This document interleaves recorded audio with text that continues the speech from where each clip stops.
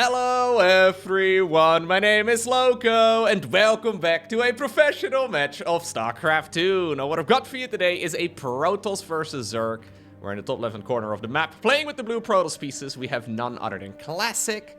And his opponent, down in the bottom right with the red Zerg drones, he goes by the name of Rogue. Alrighty, the map is King's Cove. This is a replay that I selected purely based on its file size. I look at a whole lot of replay packs, and generally what I do first when I get a new replay pack is sort it to file size first. This is for StarCraft 2 standards, a massive file size. I think it's like 600, 700, 800 kilobytes or so. I don't remember exactly, but I selected this a few days ago, just based off of the fact that it's nearly a megabyte big. I know. So, hope you got yourself a drink, because I've got a feeling we are gonna be in for a bit of a longer game. Really no surprise though when you think of these two players, and especially when you think of this map. King's Cove is a very defensive map. It's very easy to take a lot of bases. So Classic actually already walling the high ground, which is kind of cute. He can build another structure over here and prevent a lot of units from moving that direction, at least until the rocks are destroyed. The third, however, is easy to take. The low ground expo, you can choose if you want to go for that one, or you can go for the middle one. I usually prefer this one first, especially for Zerg, but a lot of players do go it. Well, they do take them in whatever order works out best in that particular game. Either way, besides the map, I mean, Classic is a very macro-focused player. He's a very classical Protoss. Ha! Who would have thought? And then, obviously, Rogue. I mean, I've seen a lot of games with Rogue over the last couple weeks, and he is a very macro-focused player, too. Not necessarily by choice. I just remember the days that Rogue was considered to be the very best late-game player in the world. This is like a decade ago at this point, but even though he was considered to be the best macro player on the planet at the time, he cheesed every single game because Swarm Hosts and Nidus Worms and all the rest of it were overpowered. So he is just here to win. He is not here to play fun games for us, but lately, apparently, in order to win, you have to play the long match. So we'll find out exactly what ended up happening right here between these two. So far, Classic sent a probe right at the very start of the game. It forced the natural expansion to be abandoned for now. Rogue, though, taking the forward expansion, and honestly, this doesn't really matter all too much. You know, we indeed have a full wall off right now for Classic, who's chrono boosting out a single adept. Technically, this is a little bit risky, but obviously, he did have that quick probe scout, and he knew that it was not going to be a quick spawning pool opener.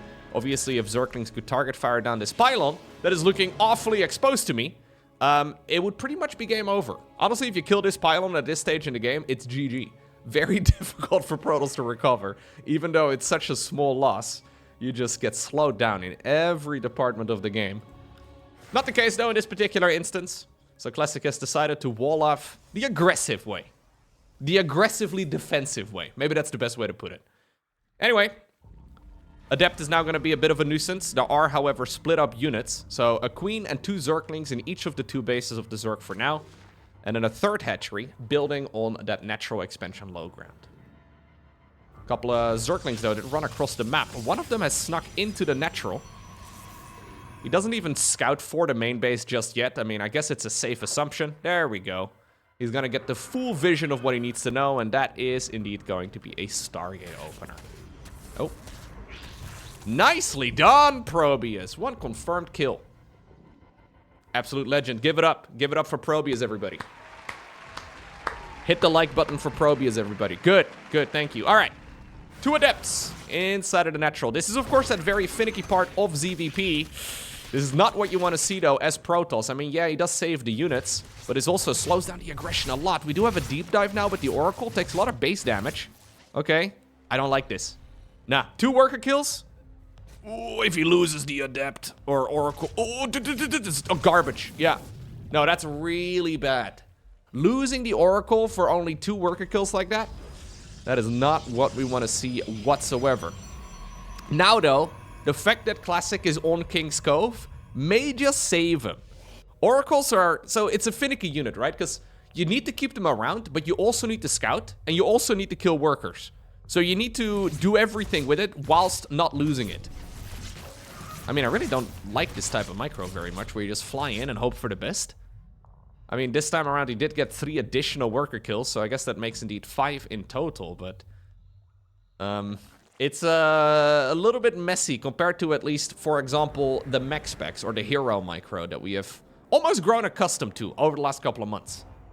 Just sailing it into the creep and then hoping that queens are not there is not my favorite way to play. The problem is, any sort of follow-up right now, without that extra Oracle, are just more difficult to pull off. Lucky for him, this was triple Oracle start, so obviously he could have still added one in the mix, but it would be a bit late right now. Triple Oracle, though, means that at least he still has 2 available, so he can continuously scout. This is a Adept follow-up. A bit of a cheeky Adept follow-up, too, because he's actually researching Resonating Glaives. So, losing Adepts at this stage in the game is actually pretty terrible for Protoss. But as the Zerg player, when you get a bunch of Adepts donated like this, do you really worry about an Adept follow-up? I mean, it's a bit funky, man. He loses another Oracle. He was hoping to do that thing that we see Protoss players do all the time, where they like almost like herd the Zerg units in the direction away from the Spore Crawler, in the direction of the Oracles. Stasis Ward, can we do a Hydra Den? He didn't make a Hydra Den, but I guess that also works. I'm not liking this too much from Classic. There is a bit of volatility now, though, whenever I see Classic games.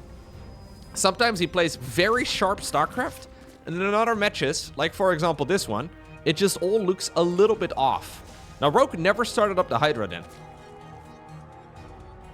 Let's see if these Adepts can do anything. So he's already lost 6 Adepts right before finishing up the upgrade. So as a Zerg, you wouldn't really be expecting additional Adepts right now. He does have 20 links, but that's not enough. He needs to produce another batch of them actually here ASAP. Yeah, sometimes it can work out better for the Zerg just because it strategically is such a bad move. Because you wouldn't expect the Protoss player to do Resonating Glaives research after just giving away a bunch of Adepts. So it's one of those weird anti-timings. Additional Adepts do show up. The majority of them shade into the main base. He did not see that the rest of these drones were already moving down to the low ground. Stellar defense so far, though, from Rogue. I mean, not perfect. But as soon as he defends this, life is going to be way more comfortable. Ooh, I almost wonder if he should have committed there. Does he have a recall available? He does not have recall available. So those Adepts either have to shade out or just maximize damage. They can easily kill queens. I feel like this is going nowhere here for Classic. Like, there is a plan, yes. But it is not my favorite plan. I mean, he's still getting a good bit of value, though. I'm just a bit afraid for the Zerg follow-up. This 4th Nexus that is currently building right over here is very easy to kill. He loses another Oracle to a Spore Crawler this time around. Admittedly, Rogue did move it just to be a bit of a prick. Zerg players have been doing this a lot as of late, where Protoss players assume, okay, this is where the Spore Crawler lived. That's where it's always going to be. But obviously, it's not so static defense. I mean, if Rogue just sends units across the map, this 4th base should be very killable. Still, though, it's 13 drones in total. It's just the 3 Oracles, man. 19 Adepts as well. It's not ideal. 4th base at this point is done for Rogue. He's already making a 5th. Has he seen the Nexus? He has seen it. Yeah, Storm is just now started.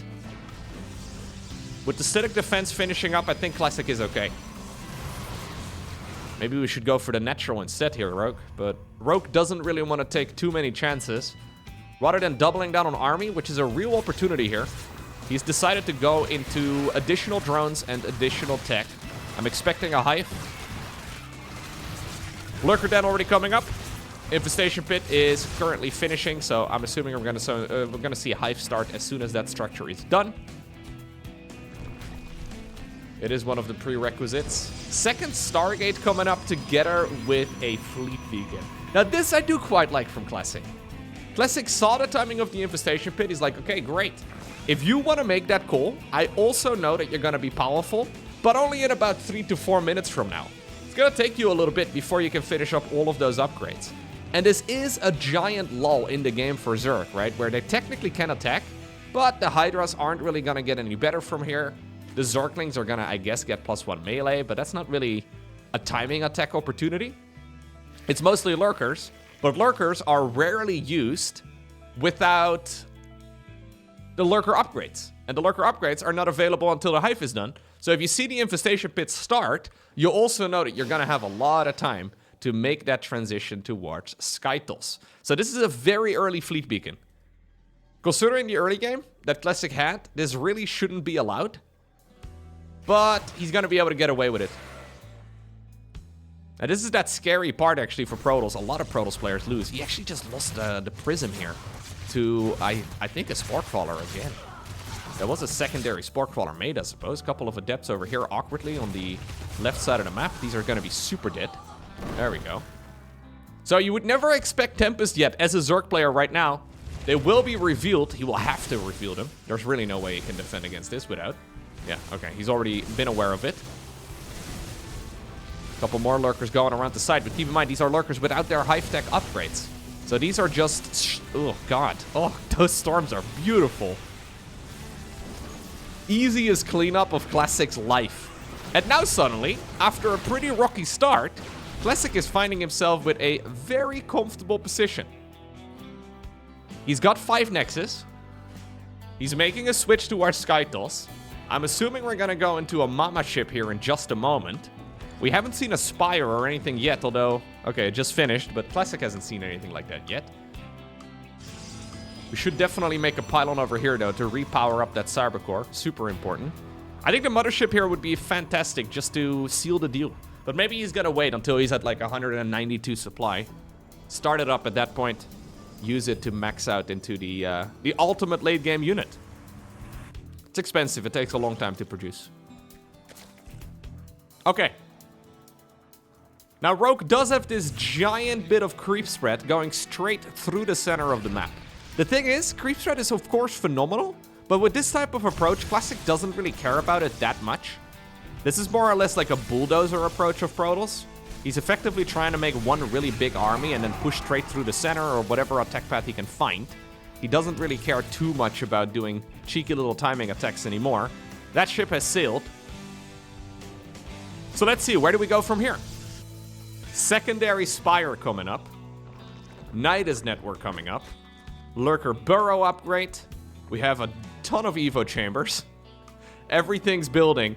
Ultralisk Cavern coming up. Mothership has begun. All right. We are settling into a late game. The Spore Crawlers are starting to build now. So, one of the problems that Zergs generally run into in the late game is that their main army is not going to be enough to swipe an entire Protoss army off the map. Very difficult for Zerg to achieve. But you can, of course, make a lot of static defense to even the odds. And Zerg's static defense is not very static. You can move the Spore Crawlers around and use them effectively as like a free attacking unit that doesn't cost any supply. I mean, free in the sense that it doesn't cost any gas. Zergs also generally don't want to have 85 drones deep into a game. So you can sort of spend some of your drones, turn them into Spore Crawlers. Gas really is the limiting resource for Zerg, so yeah. Spore Crawlers are excellent as far as anti-air goes in the later stages of the game. A little bit of a prism going around. Now this is one of those awkward moments where Classic does technically have a few zealots out, but okay, we're doing the exact same thing that we lost the prism to previously. Sick. He didn't dedicate enough supply to it though, so he's already got 190 here. A warp-in of 5 zealots or so is not very scary. Nidus Network has been used. Rogue doing the thing that he loves to do in Zerg versus Terran. Couple zealots get warped in.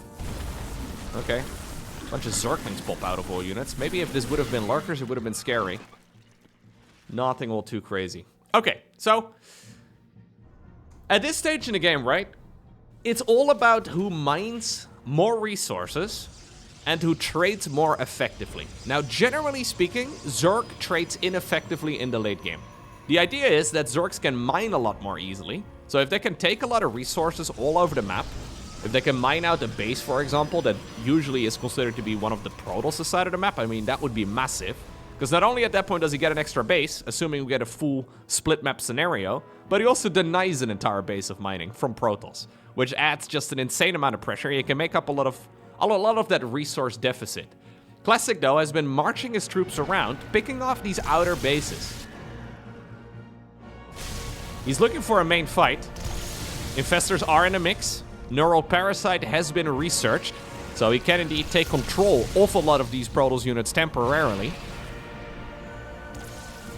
Fungal Growth is nice, but not amazing. In the meantime, though, bunch of Zerglings here. I believe they do have Adrenal Glands. Yes, they do. So that's 40% attack speed on those bad boys. They're going around, and they're actually dealing a lot of backstab damage. Classic was trying to push in the middle of the map. Not quite achieving much. Yep.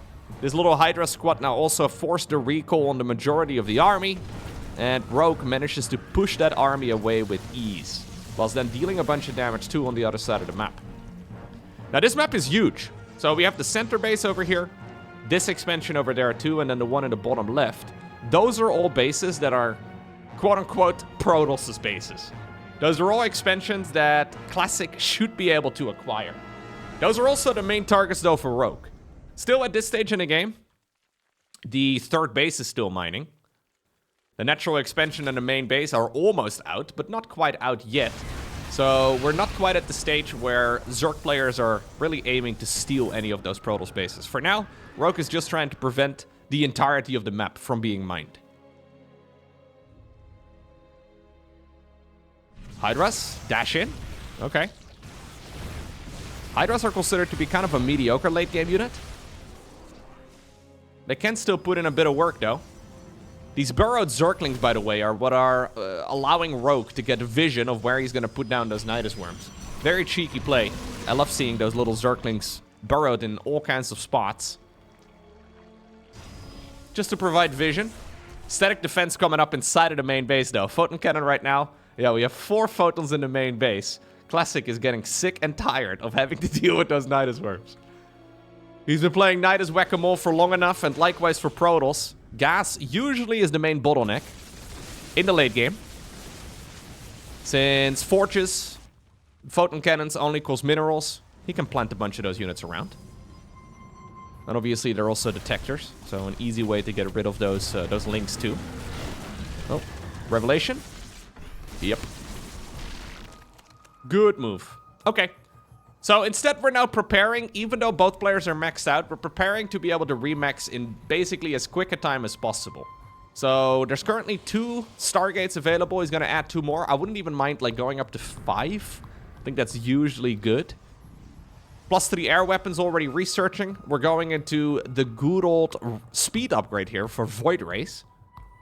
Very popular in Gold League. Not so much at the highest level.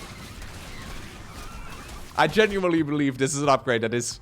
It's taken in like 50% of the games, I think, featuring Protoss in Gold League.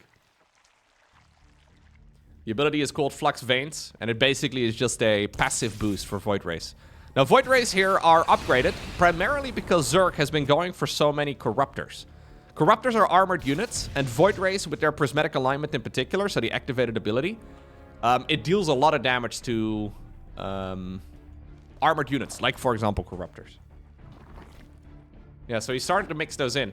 So this has now become a very complex counter system for both players. Because technically, both players counter each other's army. But if everything is countering everything else, then nothing counters one another, you know? This gets very complex. Because ultimately, fights in StarCraft 2 last about 3 seconds. Okay, maybe more like 10 seconds. But microing all of that correctly in those engagements is nearly impossible. Because pro-gamers, last time I checked, are also human. So even though they do have like 3 arms and 4 hands, I believe, judging by the amount of APM they tend to have, but it is still a, ooh, nice little Baneling attempt at least.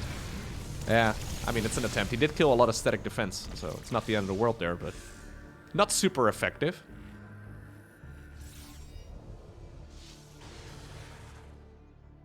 I think pro-gamers would love to be able to, like, slow down the game a little bit. You know, like when you sometimes watch a movie and suddenly it's like... micro the entire setup perfectly, unwind, and then then you go. Not gonna be happening, though. Now, we have a quick Brute Lord transition. This seems like a very early Brute Lord transition. Huh. Rogue once more, by the way, making his signature Overseer army. In Zerg vs. Terran, he likes to make about 50 of them. None of the other Zerg pros do this. Apparently in Zerg vs. Protoss, though, we only make about 21. Fair enough. Yeah, neither player really wants to commit to fighting at this point in time. Rogue has been blowing up some of the static defense, but look at this, right? How in the world do you break this with Ling Bane? Obviously, he could send the Brute Lords in this direction, but the problem is, if you send the Brutes towards the bottom left base of Protoss, Protoss can probably, well, destroy a couple of those bases before the Brutes go home. Generally, you want to concentrate Brute Lords more in the middle of the map, so they can actually be where they need to be. Still though, Rogue is doing a slow push here, using these Spore Crawlers and the Creep Spread to now send those units in. A couple patches ago, Brute Lords did get a movement speed buff. I mean, you can storm it. I don't think it really matters, but immediately, yeah. I love this here from Classic. Classic basically retaliating by taking the exact base, mirrored on the other side of the map. Brute Lords have to go back home. So, yeah, that was it's one of those moves that just doesn't really do much. So, what exactly did Rogue kill over here? I think a High Templar and like 4 Photon Cannons. In the meantime, losing a base of his own. He is taking this expansion over here, though. So this is one of those bases that technically is considered to be the Protoss. We'll probably see quite a contest over this base over here and then also the one in the far top right. Because those are likely to be the final resources available on the map. Assuming the game goes long enough for that. Classic already building up a whole bunch of static defense, though. A little static defense pocket. Brute Lords have come back to finish the job. Nidus Worm inside of the main base. So far not dealt with yet. Void Ray, though, is just working on every single one of the changelings, but there's so many of them. Now he realizes that something is indeed there, but lucky for him, this Nidus Worm is empty. You mad, bro? That's what Rogue is saying right now to Classic, I'm pretty sure. Lol, finally I got one through, but it was empty. Lol, lol, lol, lol. Alright. +3 armor coming up for the flying units. +3 missile coming up for the ground units. Protoss is already fully maxed, other than a +3 shield research. I wouldn't mind seeing that. Actually, we do need some more armor upgrades as well. For units on the ground. We really need to start those, actually. Forgetting those upgrades would be big. Now, this is a big engagement over here, too. Mothership activates the cloaking ability. I don't believe there's enough, though, for Zerg to push in, although it's hard to say. There's so many freaking Overseers that we can't even count the Corruptors. Parasitic bombs are not really microed against at all, but I think it's on purpose for Classic. These Protoss flyers are very beefy.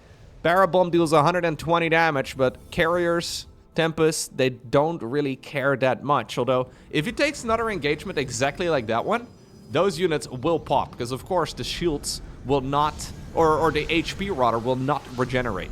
There's no healing circles on King's Cove. This would be a brilliant opportunity to give those a shot, but on King's Cove, he's not so lucky. So one thing that Rogue is very cleverly doing is he's moving the Corruptors, the Overseers, and the Vipers in one control group. And if you're Protoss here and you get a glimpse of this, how many Corruptors are there? Like, I've had this on the screen for like 5 seconds now. It's very hard to say. I think it's 13, judging by the units tab. But it is a difficult army to really judge at a glance. And ultimately, that is what, well, happens in a game of StarCraft, right? Like, you look at this army, you're like, okay, can I fight this, right? You need to make that split-second decision to, well, make the call whether or not you can fight. And when there's so many Overseers out, and they're all in the same control group, and everything clumps together, how in the world do you judge as Protoss if you can take the fight? I think Overseers really are incredibly powerful. It's such a silly unit, because it's technically not good at anything. But since you can make them, and, well, they grant you supply, right? It's just like adding Overlords into an army. It really does feel like a potentially broken mechanic. We just haven't really seen it be broken yet, but I feel like there's a real chance for Overseers to just be a bit too powerful. Now, then again, they're not free. Pretty pricey. Couple of lurkers going around. They make it very difficult, though, for Protoss to achieve much. But so far, if I'm being honest with you, I feel like every single engagement that I've seen, I have liked Rogue's position way better. Classic is making quite a few sloppy errors. And I'm a bit afraid that that is going to cost him. If you look at the resources right now, though, 8,500 gas is insane. He's been slowly getting rid of his workers, too. This is a nice army. But like I said, a lot of those units are already bruised. So the shields will regen. The main HP on those units does not. Rogue has been building up a very expensive army, by the way. Really mixing in a ton more spellcasters now. Fungal? Ooh, Fungal here is real nice. Yes, dude. Oh. And this is the type of stuff I'm talking about. I don't even know why he's running. I don't think he needs to run. That was free.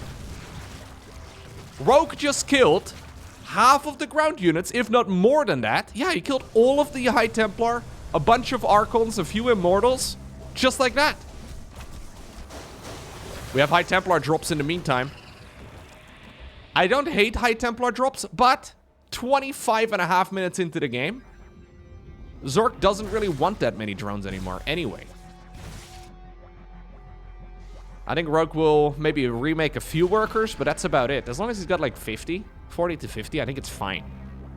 He just needs to mine out these outer mineral fields as quickly as he can. He's now, by the way, taking this base. So this is the expansion that Classic recently was mining. The one where the Brute Lords headed on over in this direction. Now the Brutes are in the middle of the map too.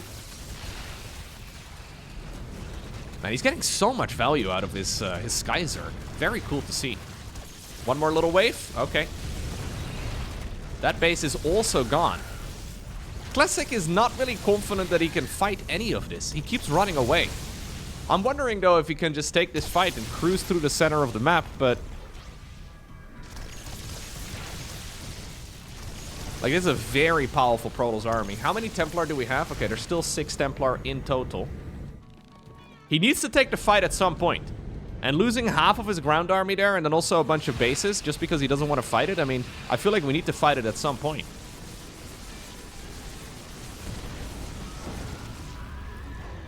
A couple lurkers going around.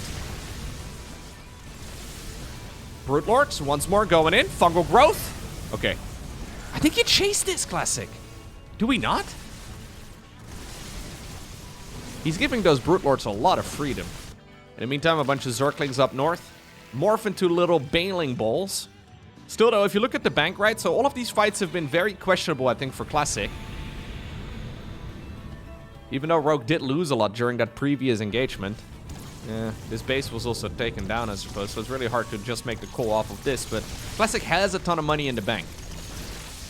Another Fungal. Big Fungal. Brute Lords once more coming in, although the Brute Lord count is not that big anymore. Okay, good feedback there on the Viper.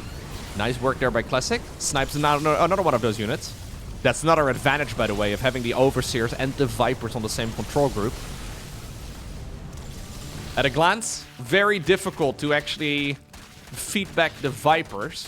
At the same time, though, that Ling Bane Ball up north did end up taking down a bunch of probes and now also the Nexus itself. Apparently now, though, Classic has decided that he does want to, well, push in a little bit deeper. Spore Crawlers are going down. Ultras are coming up. Okay. I mean, there are no Immortals anymore. As soon as Classic sees that there are indeed Ultras, he should immediately start making a bunch of Immortals. Zergling's still running around. And interestingly enough, Classic's economy is now down the gutter. He's lost the base in the middle, never remade it. The Zerglings and the Banelings up north have been absolutely destroying everything. Protoss is completely stuck on the other side of the map. Ton of changelings once more. Now recall was used, so Classic at least has prevented his entire main base from getting overrun. But ultimately, where does this leave, well, Rogue? He is still maxed out. He's got a very good economy. It's just that his gas bank is really not that great. So Ultras, by the way, get absolutely shredded by Immortals. However, if there are no Immortals, and those got fungled over here earlier and then killed by the Brutes, even if you have just like 3 Immortals, you will absolutely trash a bunch of Ultras. Ultras, however, when not countered, will very quickly make work of the Archons and then also the High Templar. And when you take the High Templar and the Archons out of the equation here, the Corruptors can just kill everything else. You do need a bunch of Immortals in your late game mix just because there is a real shot that Ultras are gonna chomp their way through everything. If Rogue can get the jump on this army and get like the Ultras to get a proper engagement in, it'll be very difficult for Protoss to actually get away. Because Ultras are quick.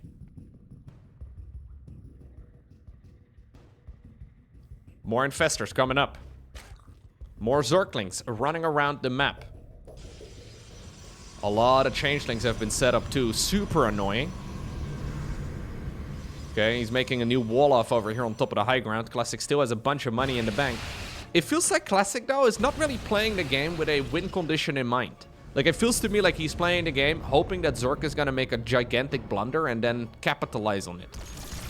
He's just kind of marching around his side of the map, occasionally picking something off, but I'm not really too inspired by this way of playing Protoss late game. He does not know about the Ultras, man. He really needs to know about the Ultras. I always feel like he needs to know about it. Oh, wait. He has one Immortal. Did he make it? Yeah. He must have made one just now. Maybe he did get a glimpse of the units.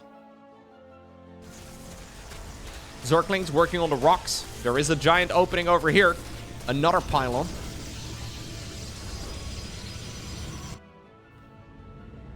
I think Classic is hoping that he can take an engagement and then immediately counterattack before Zerg can remax. Classic, though, is losing a lot of minerals. I feel like all of this doesn't do anything. Oh, there we go. Yoink.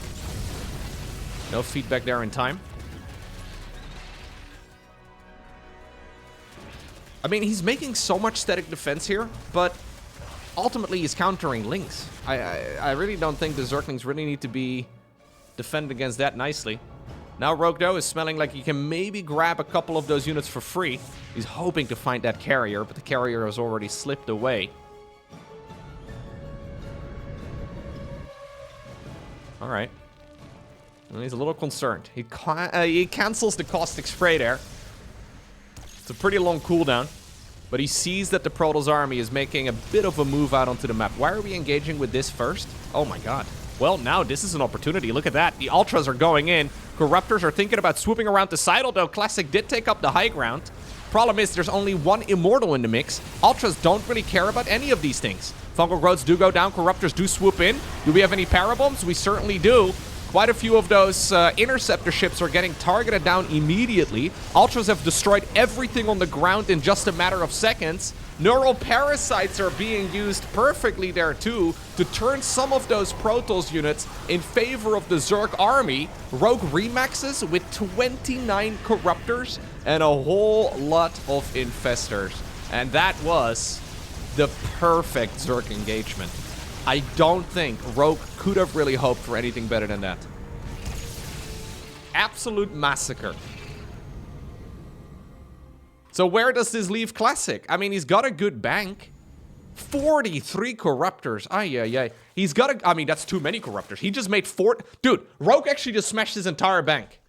Rogue just smashed his entire bank, and he's got only flying units, pretty much. He should cancel these, dude. He's got 14 more coming up. I think the idea is to make a bunch of Brute Lords, too.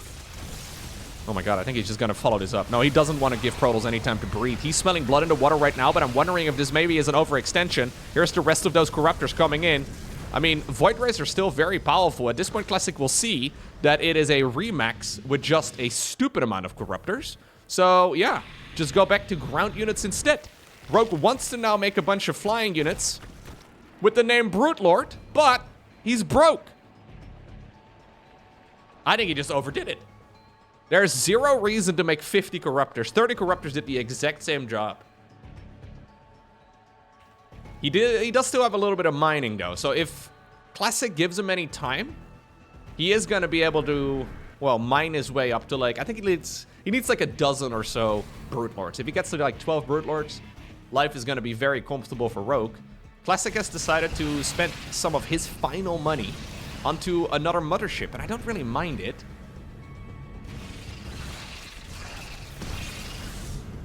Okay.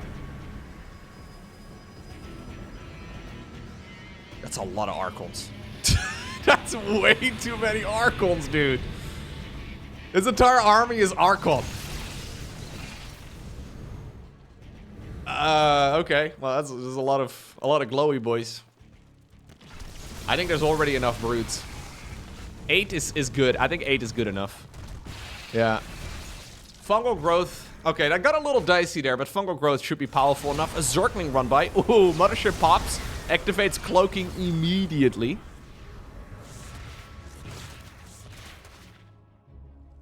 Rogue has this base, by the way, in the far bottom left. And he goes back to droning.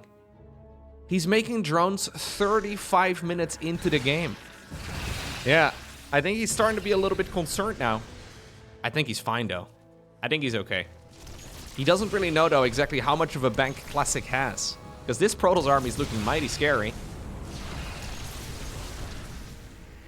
More Brute Lords coming up. That's going to bring the total to exactly 12. Good call, Loco. Ay. He may make more than that, though. 8 to 12 generally is the number you're looking for. That's too many Archons, guys. Too many Archons. I mean, I think you want to have like maybe 8 Archons at most. But now these Archons very much so start behaving like Ultralisks, where they're kind of like derping against each other. So the function of the Archon here is to soak up any Baneling hits. Not the type of army here that Rogue is playing at all. And to make it impossible for Corruptors to swoop in and kill the Skytools units. Because Archons do a lot of splash damage. But 12 Archons, I mean 15 Archons, it does as much as like 8. Some good abductions here again with the Vipers. Brute Lord's now also coming in clutch. He has a lot of detection nearby, right? I was wondering here if he could actually see the scouted units, but my god. Brute Lords, I think they're going to be able to finish the rest of the army, although I say that. Hold up. Rogue has money, though. He needs more Brutes. He still has too many Corruptors. He could have microed those units a little bit better, but he needs a bit of room. Hold up. He needs a little bit of room. Classic has a moment to strike, and it is right now.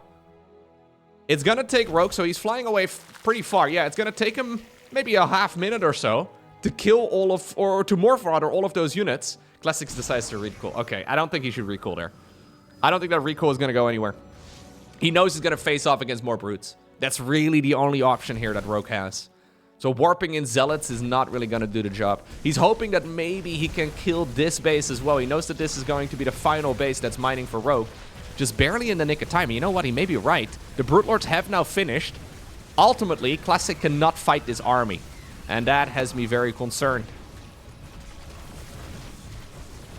He may be able to kill the base. Oh my god. Are you kidding me? Alright, well, I mean, I think he wanted to do the Michael Bay play, where cool guys don't look at explosions. Then he forgot actually doing the explosion. Like, he literally needed to sneeze on that hatchery and would have died. At this point, there's more fake Zealots than there are real Zealots.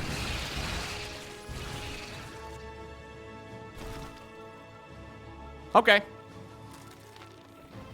And Classic, I think his best plan at this point is to cross his fingers and hope that his opponent disconnects. Now, sadly for him, this is a tournament match, so if that were to be the case, either a referee would decide the outcome, or they would replay it from the moment where the disconnect happens. I don't see how he could ever fight this. There's no way. At this point, Rogue is also being a bit of a jerk, right? Just dropping as many changelings as possible, surrounding the entirety of the Protoss army with changelings. I mean, those Brute Lords are impossible to kill. The Brute Lords alone are impossible to kill. He cannot go flying units anymore because of the Corruptors. Infestors are here. I mean, he could even neural half of this Protoss army. This is the last mining here for Classic. Obviously, he doesn't know how much of a bank Rogue has. But I think at this point, he must realize that there is way too much money for the Zerg. He's going to stick in for a little bit longer. But I really don't see a possible win condition. And I feel like for a lot of this game, okay, GG gets cold. I feel like in a lot of this, in a very significant part of this game, Classic's win condition was running around his bases and hitting Nidus Worms in the face. I mean, it was just a little bit too slow of a late game for my liking. There are a lot of ways to make plays as Protoss in the late game. But Classic decided to just hope for a giant overextension. And I feel like if your entire game plan is to cross your fingers and hope the opponent is going to make a mistake, you're going to be in for a rough surprise against the very best Zergs on the planet. GG.